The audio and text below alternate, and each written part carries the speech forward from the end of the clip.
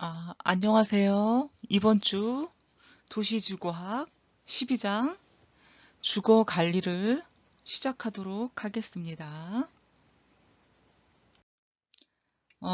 주거 관리는 주택이 건축 후에 건축물의 수명을 유지하고 건축물의 기능을 제대로 발휘하기 위해서 관리가 필요합니다. 생활 주기와 사람들의 생활 주기와 생활 양식을 지원하고 또 자산 가치를 증진시키는 일이 또 주거 관리가 되겠습니다. 이웃과 교류하면서 공동체로 지속 가능한 삶을 영위하기 위해서 유지 관리 이상의 주거 관리가 필요한데,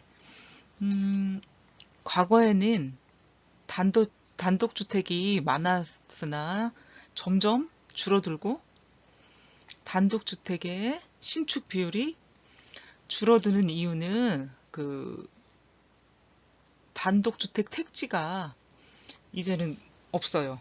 땅이 없기도 하고 또 땅이 있다고 해도 단독으로 택지를 구입해가지고 짓고 관리하기가 어려워요.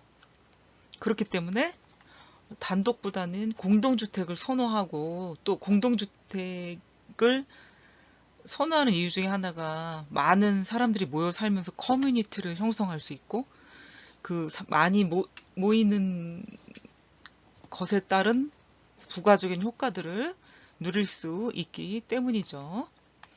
개별적으로 건축하기보다는 단지형 주택으로 커뮤니티를 지원하는 타운하우스 단지가 각광을 받고 있고요. 20세대 이상의 공동주택은 관리인을 두게 되어 있고요. 근데 관리인을 두게 되어 있지만 반드시 의무 대상은 아니고요. 둘 수도 있고 안 둘 수도 있다. 이렇게 여러분들이 알 수가 있겠습니다. 300세대 이상, 150세대 이상의 중앙난방, 엘리베이터가 있는 공동주택은 관리인의 의무적으로 두게 돼 있어요. 그래서 의무 관리 대상이다. 150세대 이상 엘리베이터가 있고 중앙난방을 하고 300세대도 마찬가지고요. 네, 그래서 의무 관리 대상이다. 관리인을 두는 게 의무이다. 단독주택은 하나의 택지 위에 한 채의 주택을 짓는 형태가 되겠고요. 한 채의 주택을 짓는 게 이제 단독주택이고, 그 대지 위에 한 채의 주택만 짓기 때문에 굉장히 경제적이거나 효율적이지 못한 부분이 있죠. 그래서 아파트를 많이 짓고 공동주택을 많이 짓는 이유 중에 하나가 경제성과 효율성을 따지기 위해서 그렇게 하는 것도 되겠습니다. 단독주택 용지에 지어지는 660제곱미터 이하의 분할 등기가 되지 않는 주택이 있는데, 이거는 다가구 주택, 다중주택, 도시형 생활주택, 이런 것들이 법적으로 단독주택에 속한다라고 볼 수가 있겠어요.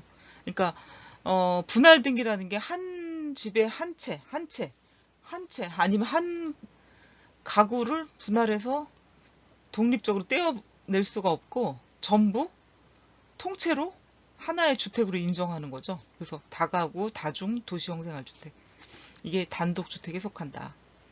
단독주택의 관리 책임은 기본적으로 집을 소유하거나 살고 있는 개별 가구의 책임인데, 현재 제도적인 지원은 해피하우스 사업, 이거 한 가지밖에 없고요.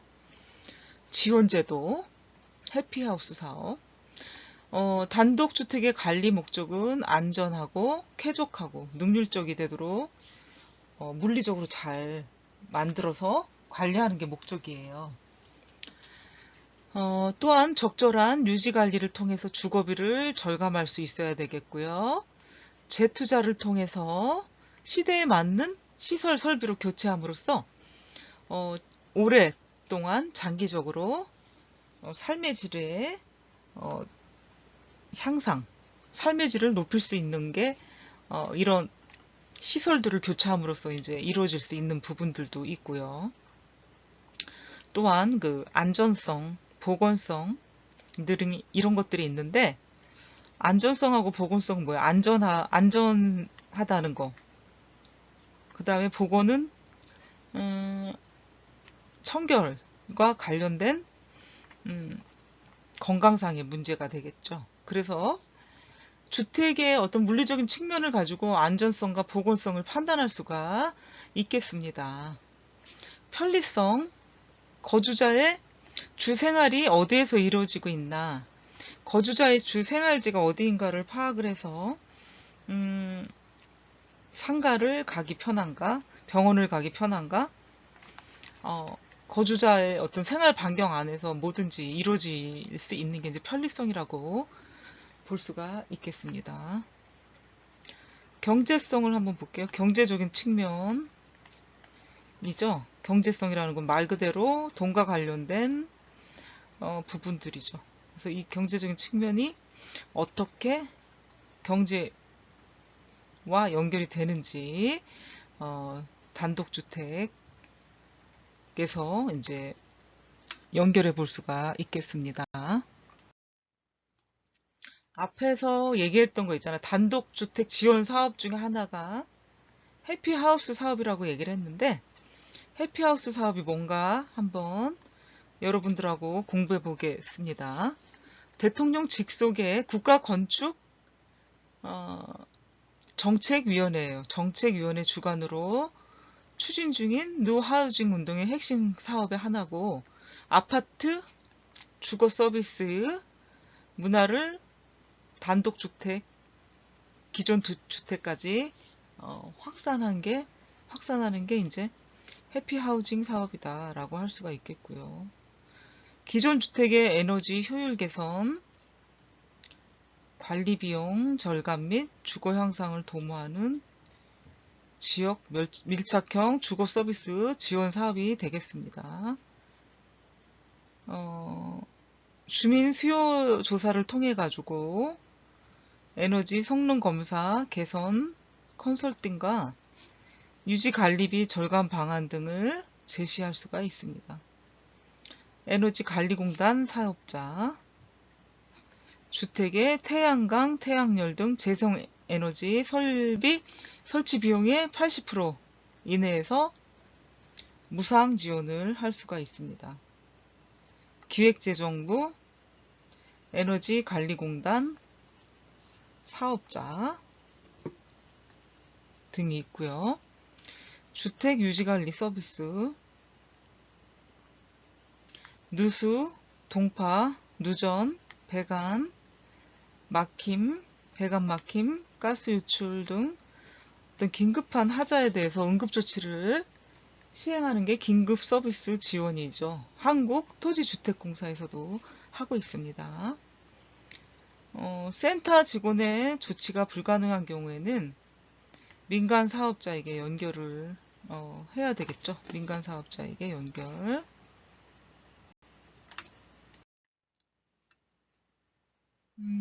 주거의 질 구성 요인과 주거관리 행위를 보도록 하겠습니다. 주택의 물리적인 측면, 거주자의 생활 측면, 경제적 측면 등을 볼 수가 있는데, 주택의 물리적 측면은 안전성, 보건성. 안전성은 자연 조건 재해로부터 안전하다. 계획 단계부터 해야 되고 관리 단계도 해야 되고요. 일상적으로 사용하는 누진, 가스 배출 등에 대한 안전, 계획 단계부터 해야 되고요. 관리 단계도 마찬가지로 해줘야 되고요. 주택의 물리적 측면 중에 보건성을 볼게요. 주택의 보건 성능 설비, 급배수, 급탕 설비, 환기 설비, 냉난방 설비, 전기, 가스 설비, 쓰레기 처리 시설, 수세 설비, 취사 설비, 세면, 세탁 설비, 욕실 설비 등을 계획 단계부터 하고요. 관리도 해줘야 되고.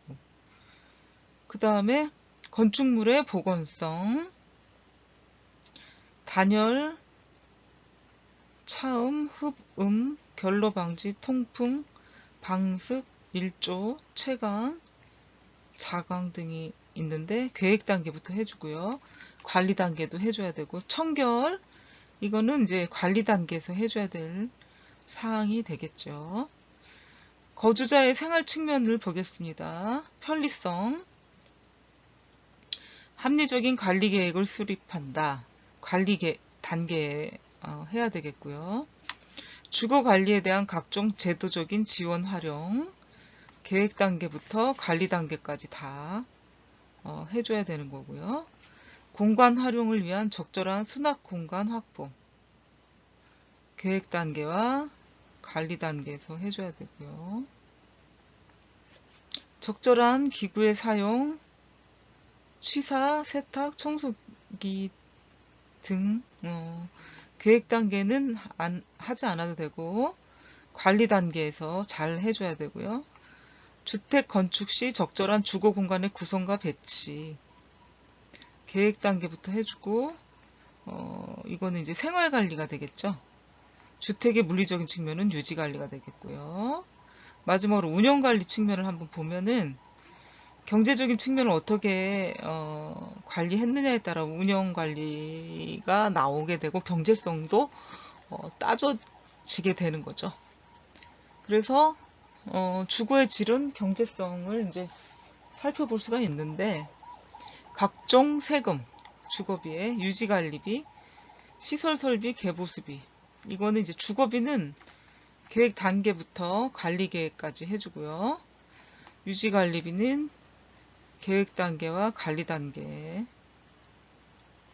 시설설비, 개보수비, 이거는 뭐 비용적인 문제니까 뭐 계획이나 관리에 관해서는 별로 필요가 없고 운영 관리에서 전체적으로 관리를 해주면 이 건물의 경제적인 측면, 경제성이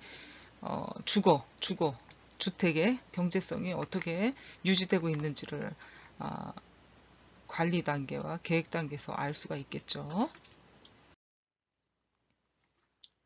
단독주택의 관리 내용을 보면 유지관리가 있는데 미끄러짐 사고, 협착 끼임 사고, 화상 감전, 가스 사고, 추락 사고, 전기 가전제품 사고가 있고요. 단독주택의 생활관리, 수납관리의 원칙인데 접근성, 가시성, 융통성, 관리성이 있습니다. 단독주택의 어떤 생활관리에서 접근성과 가시성, 융통성, 관리성을 봤는데 접근성은 수납관리, 접근하기가 좀 좋도록 계획하고 자주 쓰는 것, 손이 닿기 쉬운 곳에 두고요. 꺼내기 어려운 것은 레일을 이용해서 잡아당긴 후에 꺼낼 수 있도록 장치를 하는 것이 좋습니다. 보관할 때도 같은 모양이나 크기끼리 포개어 두어 아래에 있는 것을 꺼내기 위해 위의 것을 드러내는 일이 없도록 해야 되고요. 가시성은 물건을 찾기가 쉬워야 된다. 그리고 모든 게 제자리에 두고 사용을 해야 되고 수납해야 되고 형태와 크기가 다른 것은 한 줄로 두어 가시성을 높인다. 융통성을 볼게요. 서랍이나 선반 레일 장치를 해가지고 높낮이의 넓이를 바꿀 수 있게 만들어주는 거. 관리성은 청소하기 쉬운 재질로 만들고 불투명한 유리문, 공기가 통하는 누버문 등 용도에 따라 여러 형태의 문을 달아 관리를 하고요. 매일 쓰는 것은 문이 없어도 되지만 일주일에 한 번 정도 쓰는 것은 유리문으로 하여 먼지가 잘 쌓이지 않고 찾기 쉽게 하는 것이 좋습니다. 단독주택의 운영관리를 볼게요. 세금과 가스, 전기, 수도료, 쓰레기 처리 뿐만 아니라 무인 경비 시스템 이용에 따른 비용 지출을 포함하고요. 경제성을 고려한 재반 활동도 포함을 합니다. 어,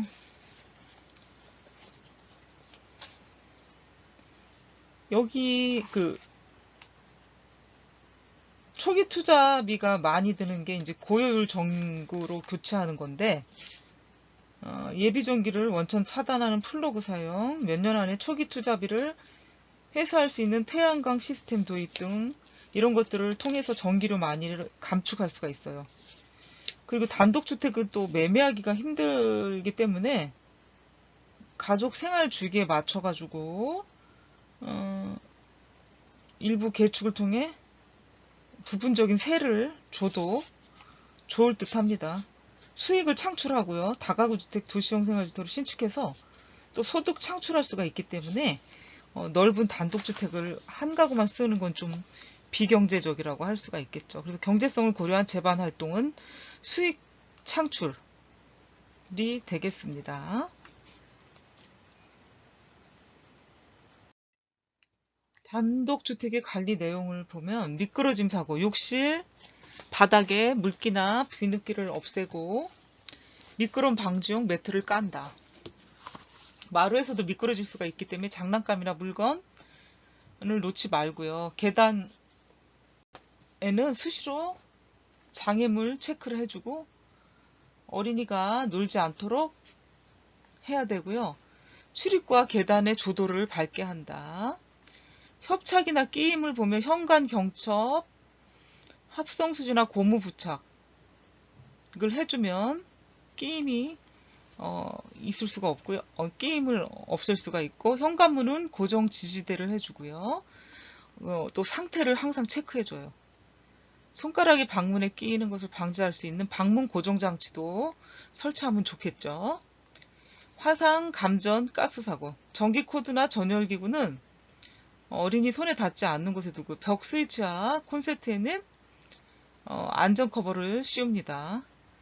부엌이나 목욕탕 등 습기가 많은 곳에서는 습기가 묻지 않은 상태에서의 사용, 가스의 정기 안전 점검을 반드시 실시해야 됩니다.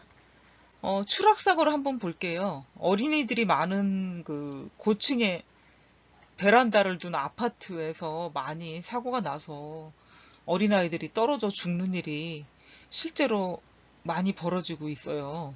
근데 이 베란다는 가급적 어린이가 혼자 놀지 않도록 해주고요. 방충망은 고정해주고, 덥더라도 샤시 창문을 닫아 놓는 게 안전하다고 할 수가 있겠죠. 그래서 방충망 고정, 수평 네일 대신에 수직 네일을 설치하고요. 베란다 주변에 어린이들이 올라갈 수 있는 의자를 놓지 않는 게 좋습니다. 추락사고의 원인이거든요.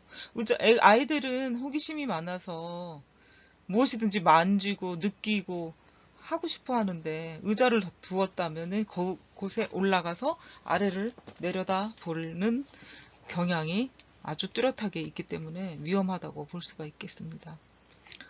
전기 가전제품 사고, 관리 소홀이 가장 많고요. 사용 방법이 미숙하거나 옥내 배선 전기구의 고장으로 누전이 생기고요. 누전 차단기를 설치를 해주는 것을 권하고 있습니다. 그래서 단독주택의 관리에 관한 내용들을 여러분들과 공부해 봤고요. 공동주택의 관리, 그리고 공동주택 관리의 배경과 목적 등을 배워보도록 하겠습니다. 공동주택이라는 것은 대지, 건물, 벽, 복도, 계단, 기타 설비의 일부 또는 전부를 공동으로 사용하는 각 세대가 동일한 건물 내에서 각각 독립된 주거 생활을 영위한다고 볼 수 있겠습니다.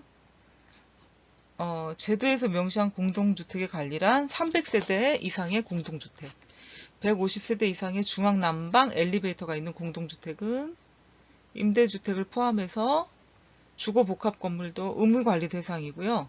주택관리사무를 두게 되어 있고 각종 관리정책과 제도의 영향을 받고 있습니다. 공동주택의 관리 배경과 목적이 있어요. 사회 구성의 이론, 사회 구성주의 이론, 사회 문화적인 요구 때문에 어떤 공동주택 관리 배경이 되는 거고요. 공동주택 거주자가 50에서 80%까지 굉장히 상회하고 있다, 많아지고 있다. 그리고 공동주택의 수명은 평균 20.5년, 연립주택은 18.7년, 아파트는 22.6년이에요. 예, 그러니까 오랫동안 우리가 사용하는 내구재이기 때문에 관리를 더 잘해주게 되면 좋은 환경에서 거주를 할 수가 있게 되고, 더 오랫동안 아파트를 많은 기간 동안 더 사용할 수 있죠. 수명이 더 길어질 수가 있는 거죠. 물리적인 노후와 안전사고를 예방할 수가 있어야 된다. 그리고 공동체의 활성화를 통해서 단절됐던 이웃과의 관계 회복을 하고요. 더불어 사는 삶에 좋은 점을 찾아서 유도할 수가 있게 하는 게 이제 공동주택 어떤 관리 배경이 되겠습니다.